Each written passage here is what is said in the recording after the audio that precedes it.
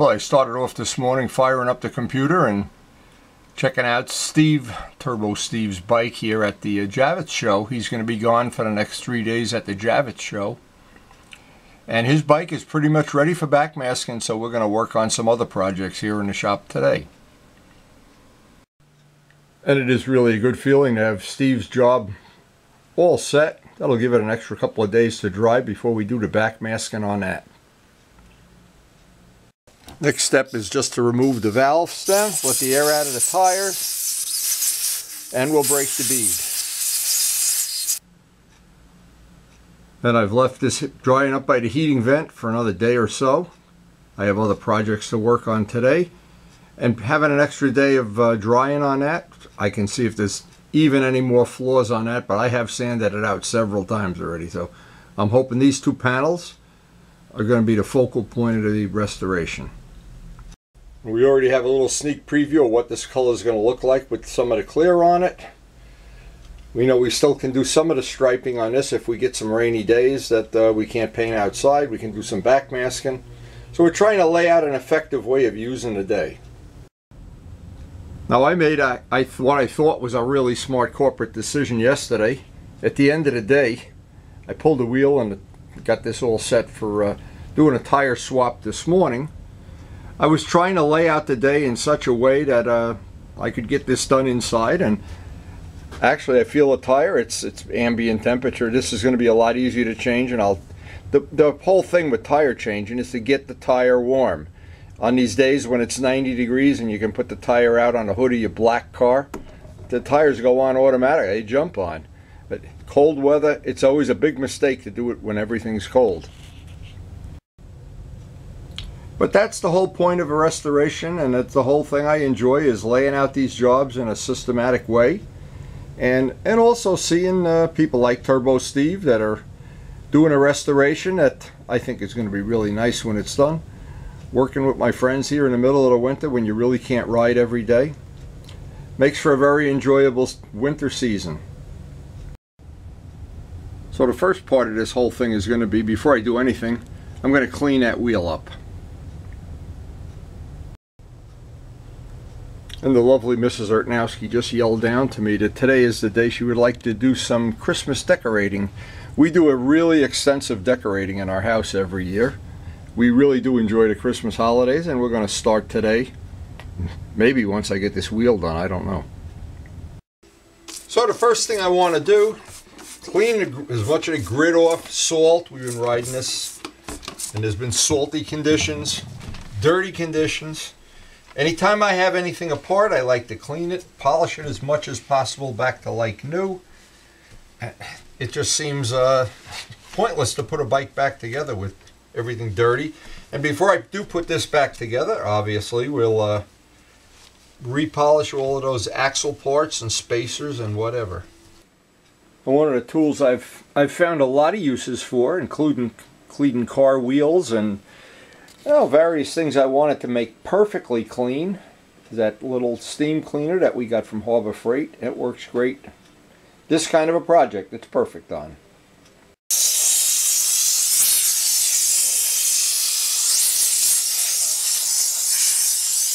This does a really good job of getting all the corners and edges.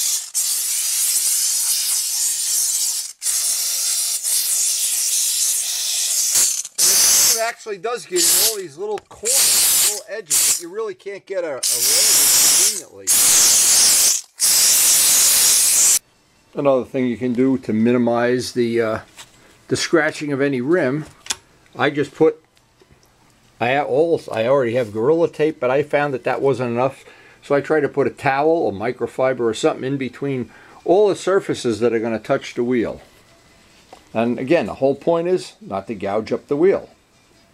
Minimize the chance that's going to happen. Put the towels and rags and everything under the part that we're going to pull down. Also, I found an old fork tube is a great way to, of course I'm getting old and weak.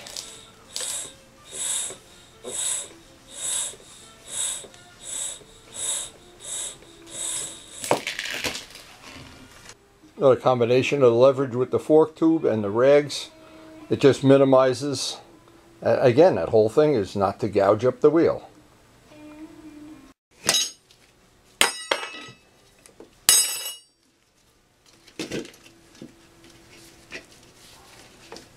Now I always put a little bit of Dawn or some slippery thing around a bead. It just helps when you go to pop that with the little the irons and stuff. It just makes it a little bit easier. Now what I always do is I cut the tire off, either with a hacksaw or any number of tools, Dremel tool, power grinder, because taking the old tire off, you have more chance of damaging the rim than when you put the new one on, no matter how you put the new one on. And so far we've got to this point. I don't want to run that thing and slip and put a big gouge in the rim. In the first part of the cut, you need some kind of a thing to hold the tire up, because in the bead there is some steel. The rest of it cuts like butter once you cut through that steel.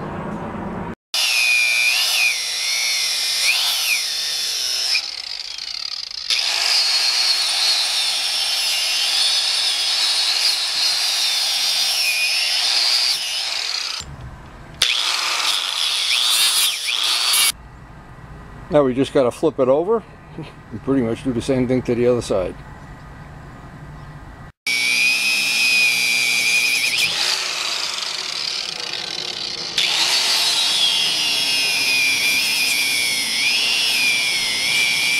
Now the trade-off is it takes a couple minutes extra to do this, but you don't have that big grinding on the edge of your rim, chew up the paint or scratch it.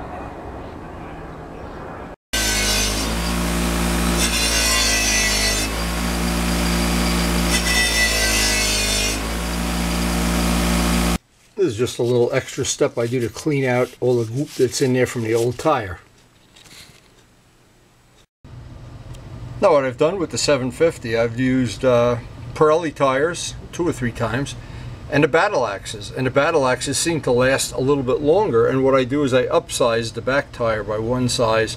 And it's not for any performance thing, it's because I want to, in essence, slow the motor RPM down at high speeds. And that worked out pretty well, by the way. And this size tire fits right on the good old 750. It's a good swap tire, and they last 6,000 to 7,000 miles. And this is the tire lubricant that we use to install a tire. I've used Dawn in the past. Seems to work the same. Doesn't seem to be a deal breaker either way. In fact, I'm not even sure which is the better of the two, but they both work. Anyway, I only have to do one side. I don't have to do the other side. You're just wasting the material. And if you do the tire and one side of the rim, that's all you need to do.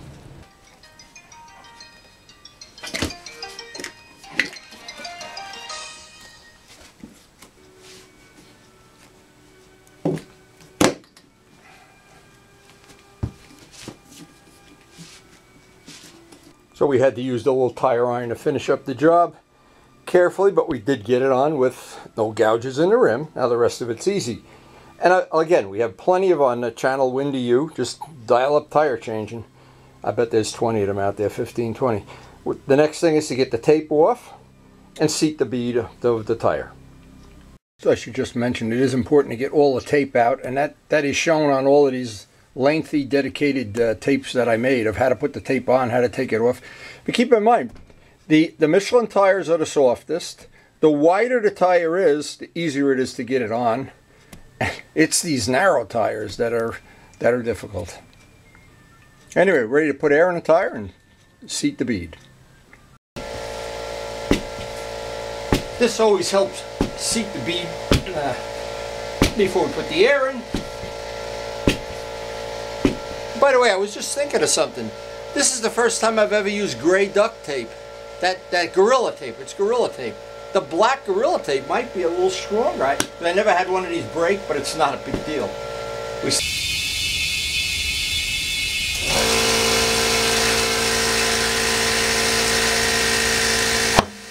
Hey, the sound I love to hear. All right. Now before I go ahead, balance and remount the tire on the motorcycle, I want to let it sit for a little while. I want to check this because I'm not in any rush and I haven't had lunch yet, and Karen's doing Christmas decorations up there. She's going to be screaming if I spend the whole day in the shop. So I want to look.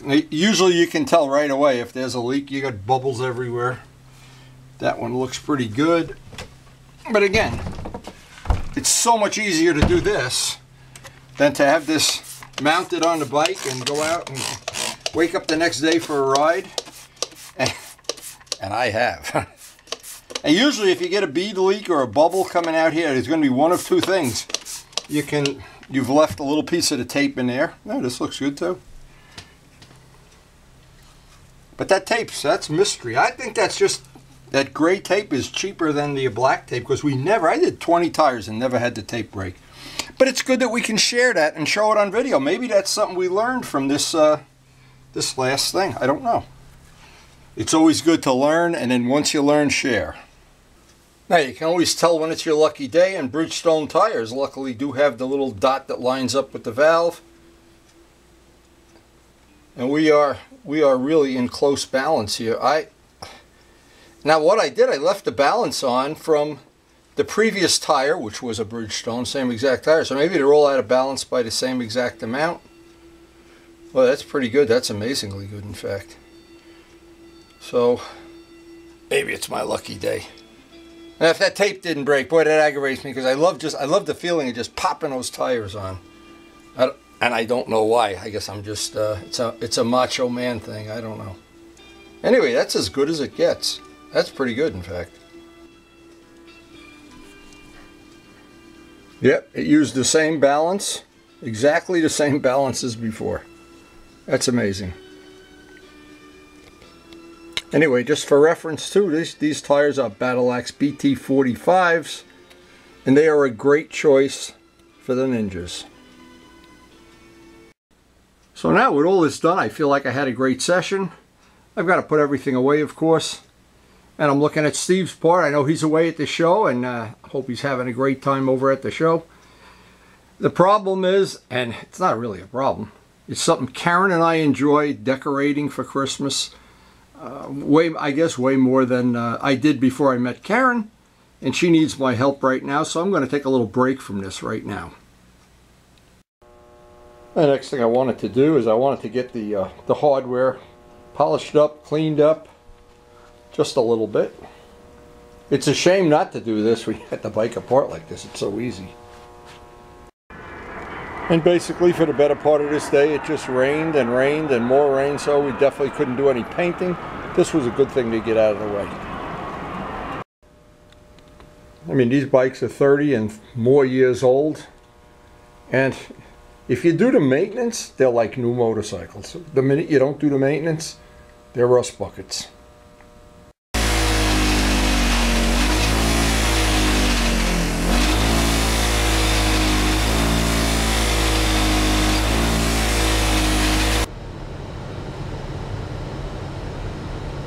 That polishes up real nice.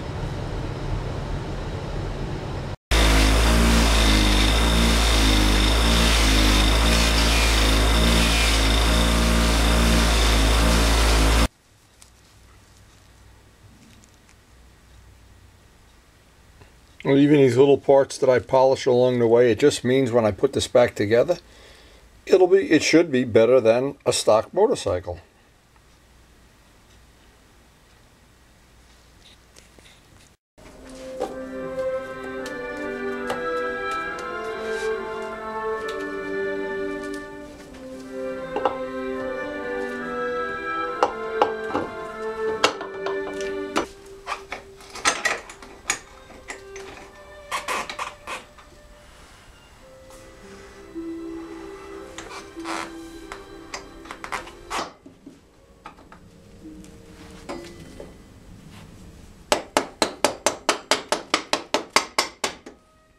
What's left, put the brake caliper on, and we should be good to go. Well, there is nothing better that I've ever seen make a bike handle better and feel better on the road than a fresh set of tires. Now the front one's still good. While we had this apart, I confirmed that it won't be long and I'm going to need a set of brake pads, but I like to keep the maintenance up on all the bikes. The oil changes, the tire changes, brake pads, batteries. And this has been a relatively simple tire change. We worked around a couple of things that we had to, and we are ready now, absolutely ready. The next day I do get a work session. We're going to pull that tank off the FZR, strip it, and get painting it. And that'll be the last thing to get in white, and we'll be ready to lay out the trim. So I hope you've enjoyed the video and, well, sharing these cold days with us. They're a lot more fun in the cellar than they are in this garage when it's 32 degrees.